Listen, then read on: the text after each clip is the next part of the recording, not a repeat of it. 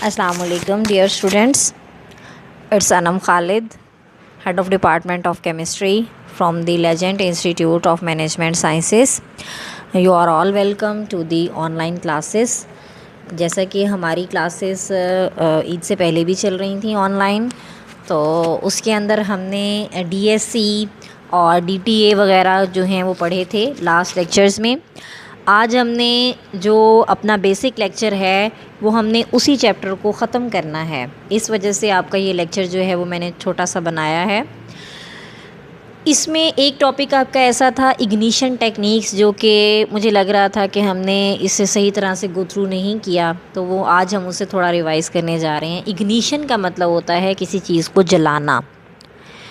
इग्नीट लफ्ज़ निकला है किसी चीज़ को 100% बर्न कर देना, उसे डिकम्पोज कर देना।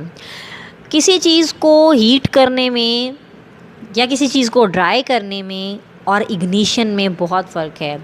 इग्निशन डिमांड करती है बहुत ज़्यादा हाई टेम्परेचर। जब तक हाई टेम्परेचर नहीं होगा चीज़ें इग्नीट नहीं हो सकती। लिहाजा इग्निशन जो है वो बहुत ज़्यादा हाई टेम्परेचर पर की जाती है।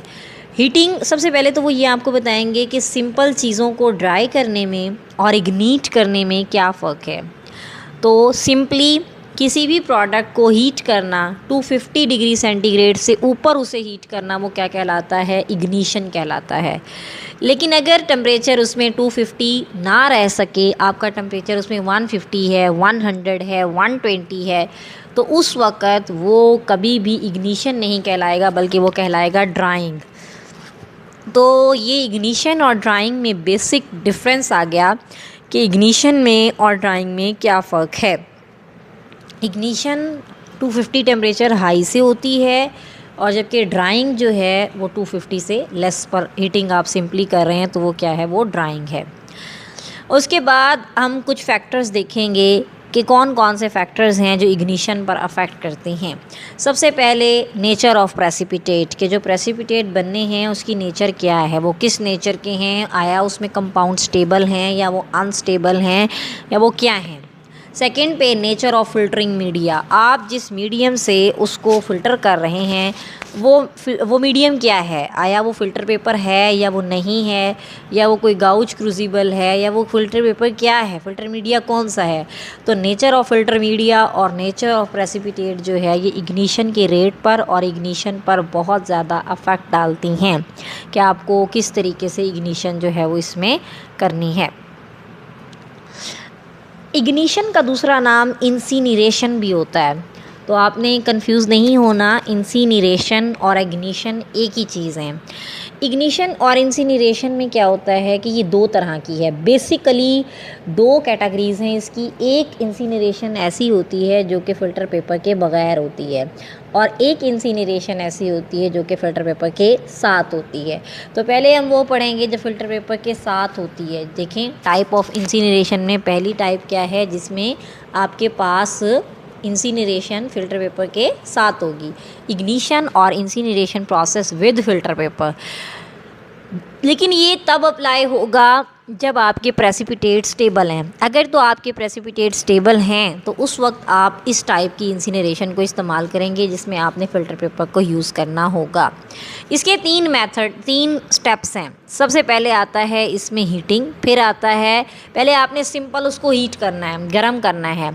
उसके बाद आता है कि फिर आपने उसको हीट करने के बाद उसे हाई टेम्परेचर पर हीट करना है, यानी बहुत ज़्यादा हाई टेम्परेचर देना है।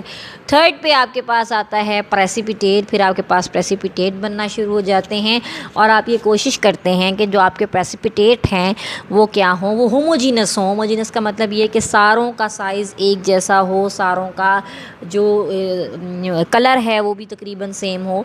तो सबसे पहले इंसिनरेशन की हम वो टाइप पढ़ेंगे जिसमें फ़िल्टर पेपर जो है वो इस्तेमाल होता है।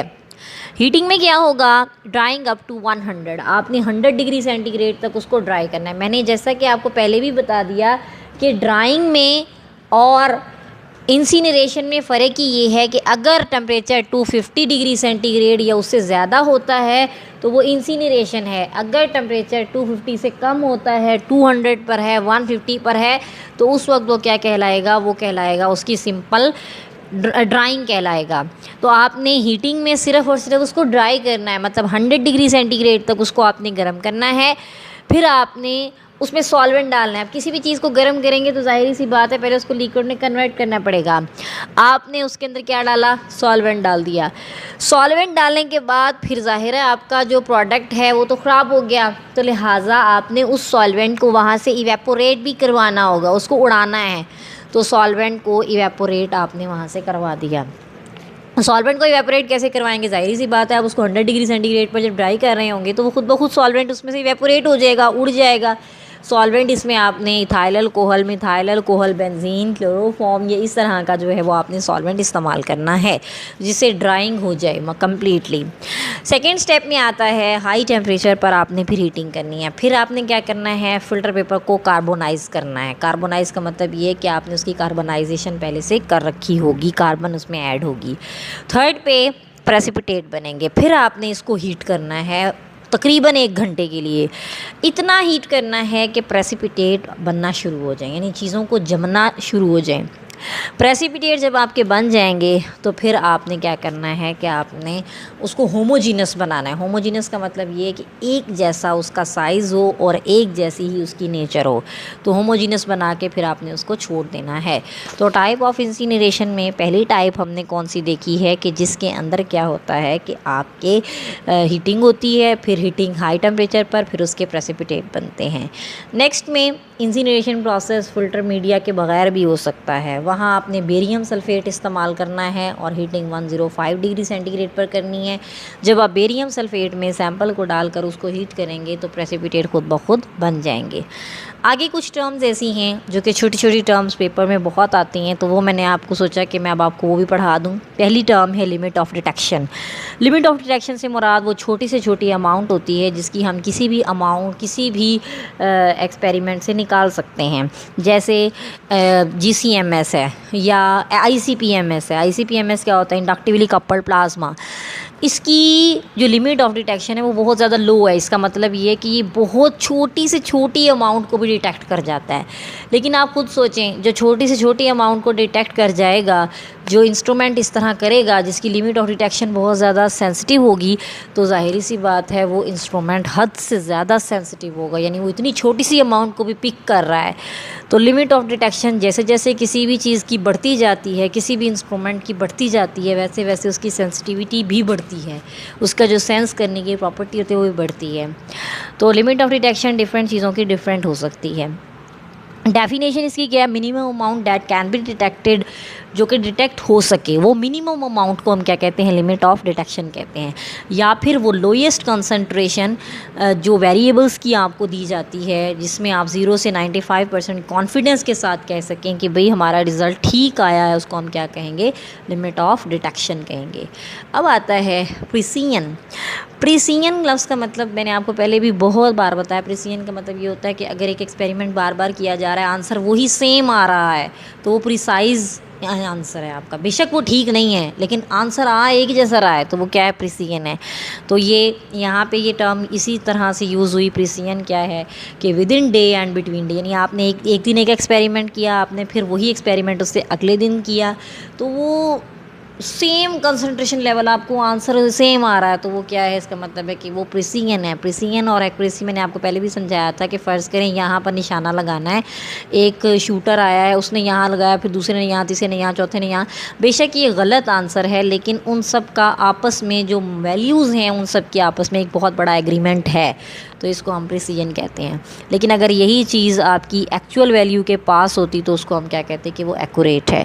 प्रिसिजन के बाद जो इम्पॉर्टेंट टर्म आपकी है वो है एक्यूरेसी। एक्यूरेसी में क्या होता है कि इसमें रेफरेंस मटेरियल आपने इस्तेमाल करने हैं नॉन कंसंट्रेशंस के साथ, वेरिएबल के साथ, और फिर आपने उसे कंपैरिजन करना होता है लेबॉर्ट्री में, यानी कि आपने एक्चुअल वैल्यू को और मेजर्ड वैल्यू को कंपेयर करना है।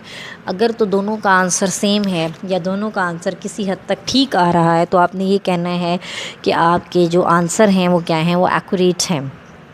अगर ऐसा नहीं है तो आपने उसी एक्सपेरिमेंट को दोबारा परफॉर्म करना है। तो एक्यूरेसी में ये होता है कि जो आपकी मेजर्ड वैल्यू होती है और जो आपकी एक्चुअल वैल्यू होती है, ये देखा जाता है कि आपकी मेजर्ड वैल्यू में और आपकी एक्चुअल वैल्यू में जो है वो क्या डिफरेंसेस आ रहे हैं। अगर तो वो सेम है काफ़ी हद तक, तो फिर हम क्या कहेंगे कि वो एक्यूरेट है। अगर सेम नहीं है, हम ये तो कह सकते हैं कि वो प्रिसाइज़ है, लेकिन हम ये नहीं कह सकते कि वो एक्यूरेट है। तो एक्यूरेसी और प्रिसीजन एनालिटिकल केमिस्ट्री में जो है वो हमारे साथ साथ चलती हैं। नेक्स्ट में एक टर्म है limit of quantitation. Limit of quantitation में क्या होता है कि इसमें वो लोएस्ट कंसंट्रेशन जो है एनालाइट की, उसको मेजर किया जाता है सिंपल मैट्रिक्स में, और उसको फिर एक्सेप्टेड लेवल में, एक्सेप्टेड लेवल ऑफ प्रिसीजन और फ्रीक्वेंसी में जो है वो देखा जाता है। कि एक्सेप्टेड लेवल से मुराद ये होता है कि आपका जो आंसर है वो किस हद तक ठीक आ रहा है, या वो उसको बियरेबल है कि नहीं है। अगर तो वो बियरेबल है, आपका आंसर जो है उसमें एक्यूरेसी है, तो आप उसको फाइनल डन करते हैं, अदरवाइज़ आप उसको क्या करते हैं, उसको छोड़ देते हैं। तो ये लोएस्ट कंसंट्रेशन है एनालाइट की, जिसे मेजर किया जाता है किसी भी सैम्पल में at an accepted level of precision and accuracy, और इसमें प्रिसीजन और एक्यूरेसी की एक्सेप्टेड वैल्यू चेकआउट होती है। तो ये आपका जो है वो लेक्चर था, आप इसको अच्छे से गो थ्रू कर लें। इसे हम डिस्कशन लेक्चर में जो है वो डिस्कस करेंगे। Thank you so much students. अल्लाह हाफ़िज़।